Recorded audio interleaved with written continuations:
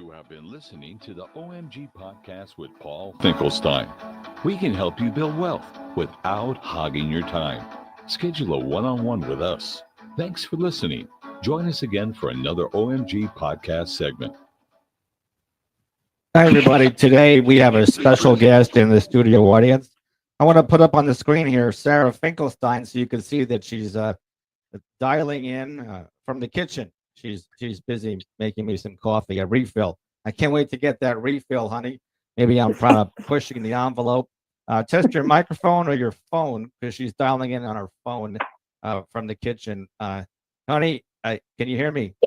Yes, I can. I'm here. It's always great when your spouse can hear you. Is that right? Absolutely. But beyond hearing, there's the listening part. Okay. I think she's trying to get at something or maybe dig in there. Maybe she's trying to get my goat. But what happens when I always say that you're trying to get my goat? I don't have a goat. Yes, she doesn't have a goat. But I know you're the greatest of all time wife I've ever had. And let's Why, get going. thank you, honey. Yes, you're the best goat I've ever had. On that Being note, that I'm the only one, right? I've been the only wife you've had, correct? yes, you're the only goat I've ever had. The greatest wife I've ever had. Let's get down to it, though. And if you could actually tell the audience, whoops, I don't know what happened to your picture there. Put it back on the screen. There it is. If you could tell the audience who's thinking how they could use social media and online or websites or email or electronic methods of communication or email marketing, that we can give hope to people that are looking to expand their business and grow their business by using online methods to do that. And one suggestion I imagine would be that if you can go back when to give them hope of how we met. We're like early adopters that 26 years ago, that's just yesterday, we met because of a thin thread. Was it because of an email, a picture, a website, a company that hooked us up together that allowed us to get to that first date or that first meeting that businesses are trying to do today? Well, I think that the online is a great way to meet a potential friend or even a mate. Like you and I, we met online back in 1998, and you had a scrolling picture like your photo. I saw scrolling like 10,000 times over and over and over again, and I was mesmerized by this face, and I had to meet this man in person to see what he was all about. And you had a great attitude about, okay, maybe she'll become a friend, maybe she'll become a client or a date, right? That is true, and it reminds me to remind people that the early websites were a lot simpler than they are today. Or maybe they are simple today, but there was less buttons on a website. I think it was called Hometown on the AOL service, the very first website that I had, where you could upload one picture, and if you hit one button, it would repeat the same picture 1,000 times in a scroll. Some of you probably remember that, and some of you have no idea what I'm talking about because you were born with one of these iPhone or Android devices. And she saw I clicked the button and that one picture was scrolling, but the one picture I found in a box was a picture of me in a tuxedo, but I wasn't wearing a tuxedo. It was one of those fake tuxedo fronts, so I didn't have to tie the bow tie, and I just put it on over the front. But I didn't put it on. I went into a glamour shot studio at the local mall, and they took a nice headshot of me with a tuxedo bow tie, and I uploaded it. And of course, I thought dressed to impress, it looked a lot better than me playing or a snapshot. Back then, you didn't have a picture readily with your phone. You had to actually have a real camera and load the film in there. And then people wanted to know, well, I should go get that processed. And hopefully they came out. Now you just touch your phone and every picture comes out. There's no exposure problem. So the photography industry certainly, or the Apple industry and the Google industry figured out to make everybody have perfect exposures and not have to worry about their film coming out. But so you agreed to go on a date with me after seeing my picture on a website. Is that correct, Mrs. Finkelstein? Well, I wouldn't call our first meeting a date. It was just a first meeting. A first meeting. Okay. Yes. After that, we went on a date. So, I mean, comparatively wise to business, a lot of businesses, they think of that first meeting. I hope they're thinking of that first meeting as a meeting and not a come here and sell your shits, buy my shit, if you will, to be direct and to the point about it. So I imagine the same thing for dating. It's not, I'm here to hook up right away. It's to see if there's some chemistry, right? Some sparks, and see if they fly.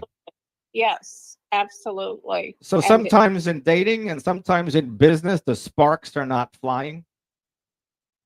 That's true. Sometimes it takes a while. A get to know you kind of thing. Right, like at a campfire. Right. Yes, where you're toasting marshmallows. I mean, before you get to the toasting marshmallows, you actually have to put the wood in and light it, and then the kindling wood has to get going, and the heat has to get hotter, and then the logs start to get a strong flame in them.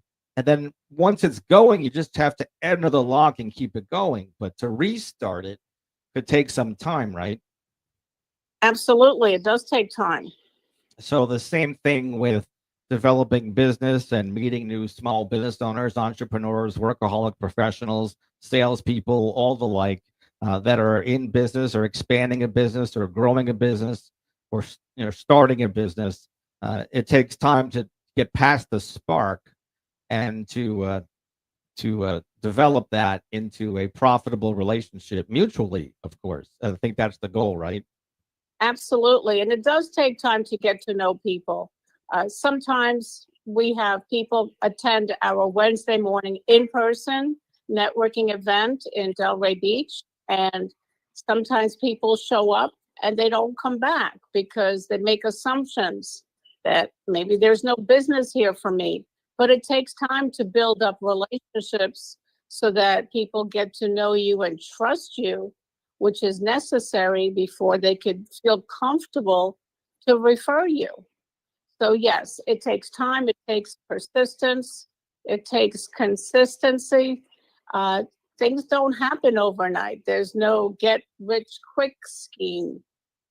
So you would think that if people actually use the Paul's 3 method, or maybe you have a method, or other business people might want to use a method like Paul's 3 method, so that they don't have to have the big D on their forehead that says I'm desperate for business, even though everybody wants more money, they want more income, everybody has bills to pay, everybody has cash flow that's going in and going out of their bank account.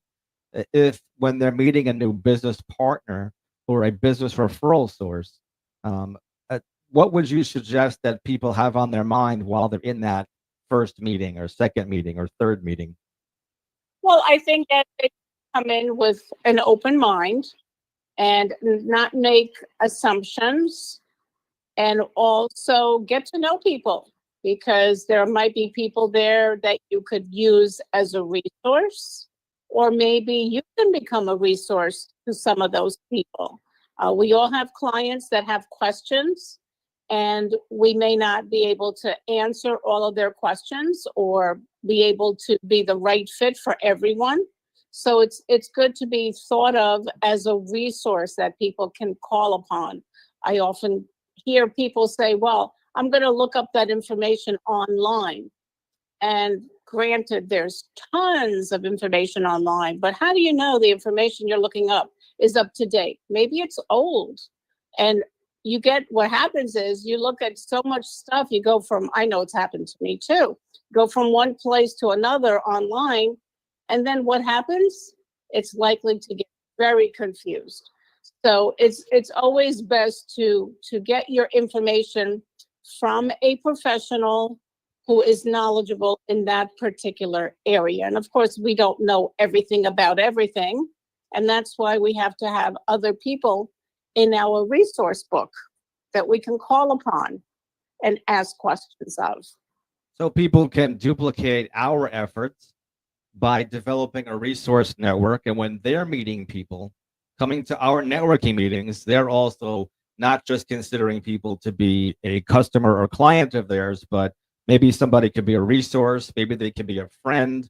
And that way there's less friction. If you're only looking for a customer or client and they can't be a friend or they can't be a resource, then I think maybe that person or that business person might be closed-minded, and maybe that's not the best mindset to be in business.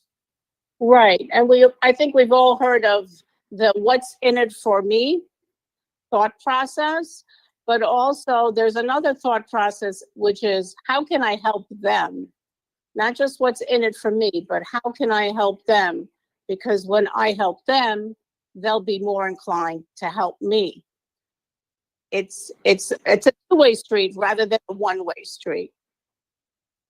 And to wrap up this little mini 10 or 15-minute nugget about online networking or in-person networking, these concepts could work really great. Maybe share with the audience, whether they're listening on your YouTube, my YouTube, or X, how you help people in the long-term care market and how they can reach out to you if you want to leave a phone number, an email, website.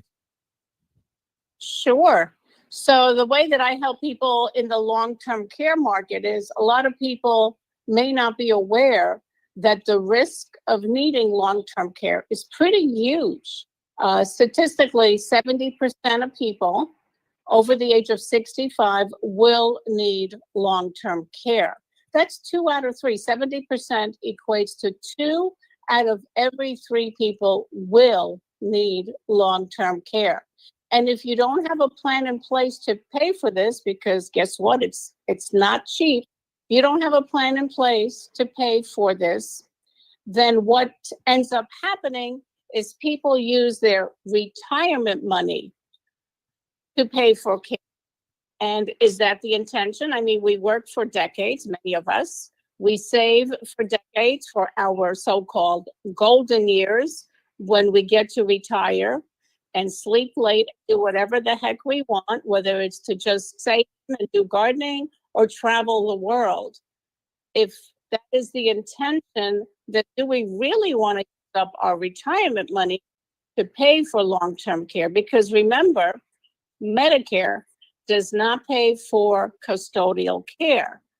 So that is something that some people think that Medicare does pay for custodial care. Well, guess what? It does not. So you have to have a plan in place to, number one, protect your nest egg from the devastating costs of long-term care, and also to protect your dignity so that you decide where you get your long-term care, whether it's in a home or assisted living. You're the one who's in the driver's seat. You decide where you get your care when you have a written long-term care plan in place. What I've seen happen often is if somebody has not had a personal experience with a relative or a parent needing long-term care, then they never think about it. And that's why I decided to get long-term care, and you did too, honey, when we were very young, in our 40s, because the light bulb went off in my head when I had to help my mom to move down to Florida from New York and find her an assisted living community. Because most of us working age individuals cannot quit our jobs to take care of mom or dad or uncle because we have bills to pay. So we can't just quit working, because how are we going to make up for that cash flow? So it's a family affair. I always say when I talk about long-term care planning, long-term care is a family affair. And why do I say that? Because when your Aunt Sue or grandpa or dad needs long-term care help, guess who's going to get the first call? It's going to be a relative, typically a son or a daughter. So it is a family affair. I've had cases where individuals could not afford to pay the whole premium for their long-term care policy, so their kids chipped in because the kids were wise to know that eventually they're going to have to deal with it at some point. And having a long-term care plan in place is just like all types of insurance. It's pennies on the dollar, meaning you spend a few pennies to get many dollars of coverage. So it's all about planning. Benjamin Franklin said people don't plan to fail, they just fail to plan. And if you fail to plan to have a long-term care plan in place, you will pay the price, or somebody in your family will pay the price. So protect your nest egg and make sure that you don't have to have the most luxurious, most robust long-term care plan in place, but have something. I always say to clients, some coverage is better than none. It still protects a piece of your nest egg. All good points. So how I can be found? My phone number is 561-302-5760. You can call me or text me. And I have a couple of books if you're interested. I have 2 books that I've written, and they are both available in an ebook format, so I could email those books out to you. One of them is a Medicare guidebook for boomers and seniors embarking onto Medicare, because it is confusing. That I hear that all the time. People say to me it's confusing and overwhelming. So I put together a guidebook written by a licensed agent. And my first book is called Wisdom for Women: Discover the Challenges You Must Overcome to Live the Life and Retirement You Deserve. And in that book, there is a chapter on long-term care. Excellent. So reach out to me. I'm more than happy to help. Thank you so much, Sara, for joining us from the kitchen. Absolutely. Thank you for having me. What is the amazing thing is that everybody got a chance to learn a little bit recap of meeting online, whether it's for dating or whether it's for business. There still has to be a meeting of the minds, and there might have to be several meetings. It doesn't have to be on the first date. An inch by inch is a cinch, yard by yard is hard. You might have heard that. If you haven't heard that, I run into people all the time who have never heard that before, that inch by inch is a cinch and yard by yard is hard. And you don't have to be overwhelmed about if you're just expanding a business, or if you're wondering where is your next client and you've been in business for a long time. Let's go back to the basics and think of inch by inch as a cinch. Just go to your next meeting. Let's leave Tony with the last words. Tony Raimondo out of trcvoiceovers.com. If you need a voiceover, check out Tony. You have been listening to the OMG podcast with Paul Finkelstein. We can help you build wealth without hogging your time. Schedule a one-on-one with us. Thanks for listening. Join us again for another OMG podcast segment. Well, thanks so much for Tony for sharing. We'll go off the air in just a second. Thanks, Sara, for joining us. I don't know if you heard Tony over the phone or not, or just I heard it on my end. I did not hear it, actually. So on the phone, if you're calling in from the phone, there just might be a 20-second silence for you, but our studio audience heard it on YouTube, on your YouTube, Sara, and mine, and as well as X or Pinterest, etc., or Instagram or TikTok. Everybody have a fantastic day, and we'll chat later next time. Thank you.